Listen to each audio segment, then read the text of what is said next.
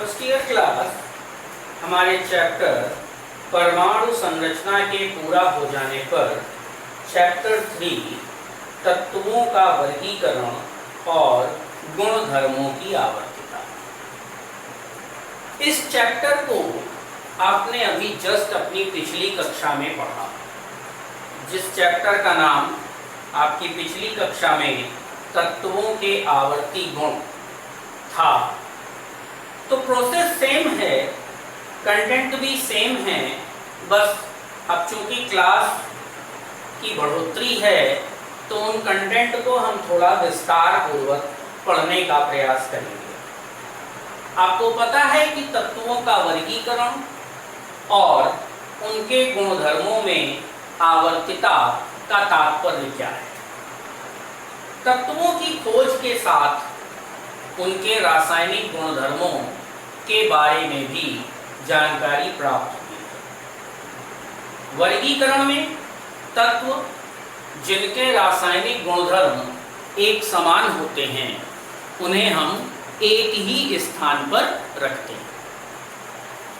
वर्गीकरण का सीधा सा तात्पर्य है कि अब तक 117 प्रकार के तत्व खोजे गए, उनमें से 92 हमारे मुक्त और संयुक्त अवस्था में पाए जाने वाले तत्व हैं और शेष को वैज्ञानिकों ने कृत्रिम तरीके से प्राप्त किया। कुछ तत्व एस्टेरॉइड से प्राप्त किए गए हैं, यानी धूमकेतु या उल्कापिंड के वे अवयव जो हमारी पृथ्वी पर किसी न किसी प्रकार से पहुंचे। कुछ तत्वों को चंद्रमा से लाई गई मिट्टी से भी प्राप्त किया गया है और कुछ तत्व प्रयोगशाला में संश्लेषित हैं। तत्वों के वर्गीकरण के लिए बहुत से वैज्ञानिकों ने कृत्रिम विधियां अपनाई थी। तत्वों को पहले धातु और अधातु में बांटा गया, बाद में प्राउट, डोवेराइनर, ड्यूमा, न्यूलैंड, लोथरमेयर और मेंडलीफ ने इन्हें वर्गीकृत करने का प्रयास किया। तो आज भी तत्वों के वर्गीकरण का आधार मेंडलीफ की वो वर्गीकरण प्रणाली है जिसके द्वारा उन्होंने तत्वों का प्रारंभिक वर्गीकरण किया था और उसको करने का प्रयास किया। समय के साथ नई खोजों के द्वारा मेंडलीफ के द्वारा किए गए वर्गीकरण में कुछ संशोधन किए गए। जैसे आप जानते होंगे कि मेंडलीफ ने तत्वों का वर्गीकरण उनके परमाणु भारों के आधार पर किया था, क्योंकि मेंडलीफ का मानना था कि तत्वों का मूल लक्षण उनके परमाणु भार में केंद्रित है। क्योंकि उस समय आधुनिक परमाणु संरचना ज्ञात नहीं थी। आधुनिक परमाणु संरचना आने पर क्वांटम संख्याएं, विभिन्न सिद्धांतों के द्वारा जब यह स्पष्ट हो गया कि यह वर्गीकरण प्रणाली क्रमांकों के आधार पर ज़्यादा महत्वपूर्ण सिद्ध होगी, तो मेंडलीफ की आवर्त सारणी के आधार पर एक आधुनिक आवर्त सारणी विकसित की गई। मोजले के प्रयोगों के उपरांत आधुनिक आवर्त सारणी की संकल्पना मेंडलीफ की आवर्त सारणी के आधार पर ही हुई थी। तो हमारे चैप्टर की स्टार्टिंग आधुनिक आवर्त नियम से होती है। आधुनिक आवर्त नियम कहता है कि तत्वों के समस्त गुण उनके परमाणु क्रमांकों के आवर्ती फलन होते हैं, यानी तत्व का मूल लक्षण उसके परमाणु क्रमांक में निहित है। तत्वों के भौतिक और रासायनिक गुण परमाणु क्रमांकों के आवर्ती फलन हैं। मतलब जिस प्रकार परमाणु क्रमांक में वृद्धि होती है, उसी प्रकार तत्वों के भौतिक और रासायनिक गुणों में भी उत्तरोत्तर परिवर्तन होता है। उत्तरोत्तर परिवर्तन से तात्पर्य क्रमांक बढ़ने के साथ साथ गुणों में अंतर आएगा। तो आधुनिक आवर्त नियम, जिसका सीधा सा तात्पर्य परमाणु क्रमांकों के आधार पर तत्वों के वर्गीकरण का है, तो मेंडलीव की आवर्त सारणी में ही आवश्यक संशोधन किए गए और तत्वों को उनके परमाणु क्रमांकों के बढ़ते क्रम में व्यवस्थित किया गया।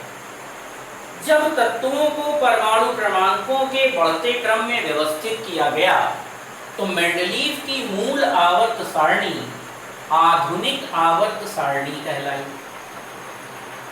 इस मेंडलीव की मूल आवर्त सारणी को, जिसे आधुनिक आवर्त सारणी में परिवर्तित किया गया, बाद में चलकर इसे दीर्घाकार आवर्त सारणी कहते हैं। कारण कुछ ऐसे तत्वों की खोज हो गई जो अन्य तत्वों से गुणों में समानता प्रदर्शित नहीं करते। फॉर एग्जाम्पल एक्टिनाइड्स और लैंथेनाइड्स। एक्टिनाइड्स रेडियो एक्टिव होते हैं और लैंथेनाइड्स यानी दुर्लभ मृदा तत्व जिन्हें अर्थ क्रस्ट में रेयरली फाउंड किया जाता है। तो इन तत्वों को आवर्त सारणी में रखने के बजाय इनके लिए आवर्त सारणी में दो पृथक स्थान निर्धारित हैं, जिन्हें एक्टिनाइड श्रेणी और लैंथेनाइड श्रेणी। मेंडलीव ने अपनी आवर्त सारणी में जिन आवर्तों और समूहों की परिकल्पना की थी, तत्वों के बढ़ने के साथ उनमें और अधिक सुधार की आवश्यकता थी।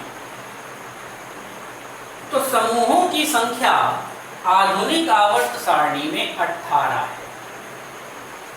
पहला और दूसरा समूह एस ब्लॉक तत्व कहलाते हैं। इन एस ब्लॉक तत्वों का मतलब है क्षार, क्षारीय, मृदा, धातु। दूसरा हो गया हमारा 3 से लेकर 12 तक, ये डी ब्लॉक तत्व कहलाते हैं। इस कैटेगरी में धातुएं हैं। 13 से लेकर 17 ये कहलाता है पी ब्लॉक तत्व। इस कैटेगरी में अधातुएं हैं। और 18वां समूह कहलाता है शून्य समूह या अक्रिय गैस समूह या आदर्श गैस समूह। अब इस वर्गीकरण के द्वारा हमें तत्वों के बारे में एक यह जानकारी मिल जाती है कि जिन तत्वों को पहले और दूसरे समूह में रखा गया है वे सभी एस ब्लॉक एलिमेंट हैं। मतलब जब हम उनका इलेक्ट्रॉनिक कॉन्फ़िगरेशन करेंगे तो उनका अंतिम उपकोष एस होगा। और इसमें जिन तत्वों को रखा गया है वे सभी क्षार या क्षारीय मृदा धातुएं हैं। क्षारीय यौगिक भी हैं और क्षारीय मृदा धातुएं भी हैं। तो क्षार धातुएं अथवा क्षारीय मृदा धातुएं। इसी आधुनिक आवर्त सारणी के समूह 3 से लेकर 12 तक डी ब्लॉक तत्व हैं।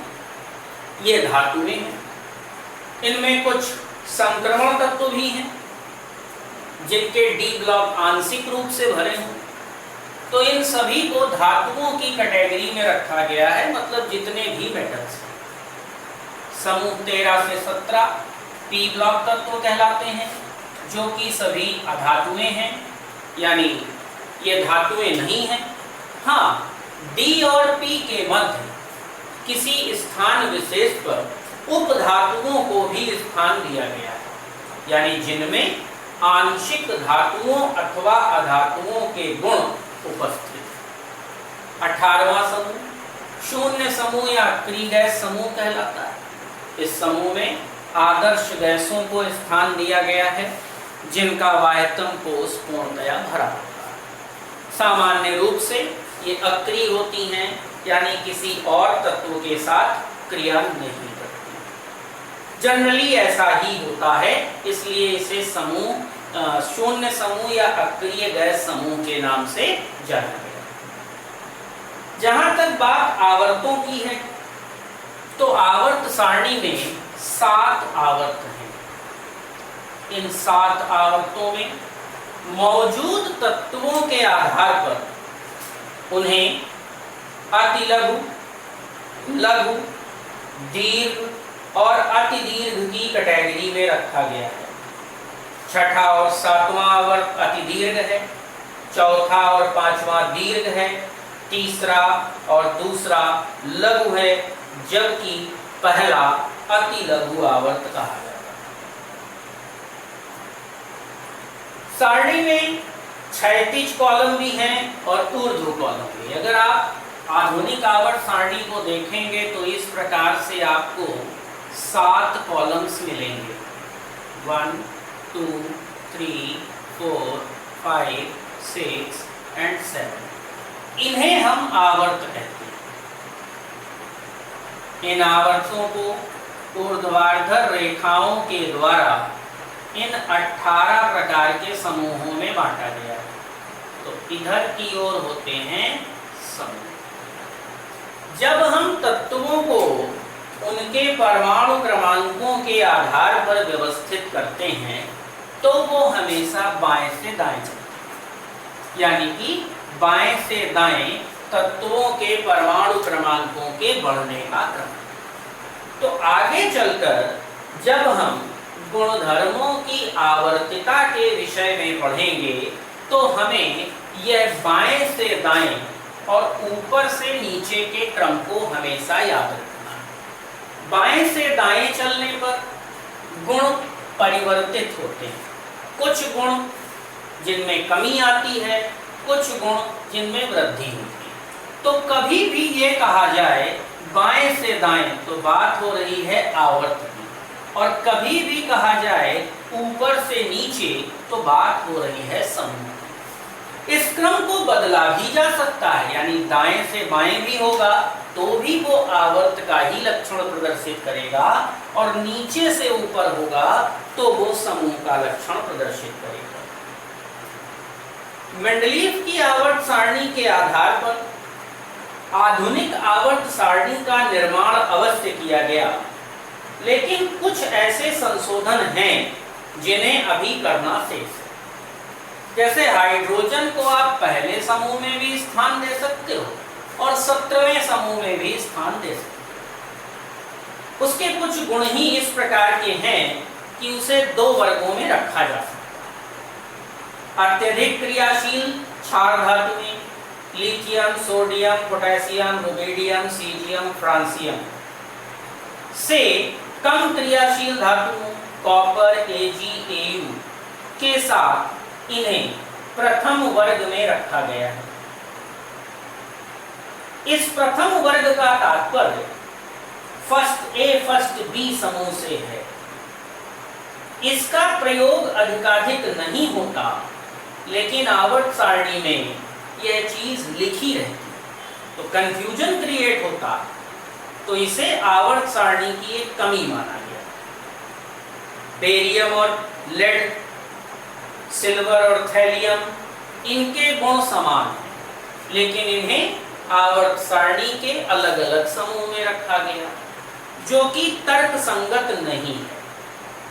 कभी कभी तत्व एक से अधिक संयोजकता प्रदर्शित करते हैं। एग्जाम्पल के तौर पर कॉपर ही ले लें, ये CuCl प्रकार का यौगिक बनाता है, CuCl2 प्रकार का यौगिक भी बनाता है, Cu2O भी बनाता है और CuO भी बनाता है। बात यह है कि इसके आधार पर इनकी संयोजकताओं में अंतर आता है। यहाँ +1 है तो यहाँ +2 है। जो ऑक्सीकरण संख्या है वो बदली हुई है, संयोजकता भिन्न भिन्न है। यहाँ वो एक ही क्लोरीन से संयोग कर रहा है, यहाँ 2 क्लोरीन परमाणुओं से संयोग कर रहा है। यहाँ एक ऑक्सीजन से संयोग हो रहा है, यहाँ भी एक ऑक्सीजन से, लेकिन कॉपर परमाणुओं की संख्या भिन्न भिन्न है। तो ये जो पृथक संयोजकता दिखाने का गुण है, यह भी आवर्त सारणी की एक कमी। सबसे मुख्य बात कि आवर्त सारणी में एक्टिनाइड यानी रेडियो एक्टिव प्रकार के तत्वों का समूह, लैंथेनाइड यानी कि दुर्लभ मृदा तत्वों का समूह, इन्हें आवर्त सारणी के बीच में नहीं रखा गया। इन्हें दो अलग कैटेगरी बनाकर रखा गया है, एक एक्टिनाइड है और दूसरी लैंथेनाइड। तो इसकी वजह से भी आवर्त सारणी की कमी प्रदर्शित होती है। इसे हम आधुनिक आवर्त सारणी के दोष कह सकते हैं। काफी सारे दोषों का निवारण किया जा चुका है और बहुत से दोष अभी भी आवर्त सारणी में मौजूद है। तो हो सकता है कि इन दोषों के निवारण के बारे में भी कुछ प्रयास आगे चलकर किए जाएं।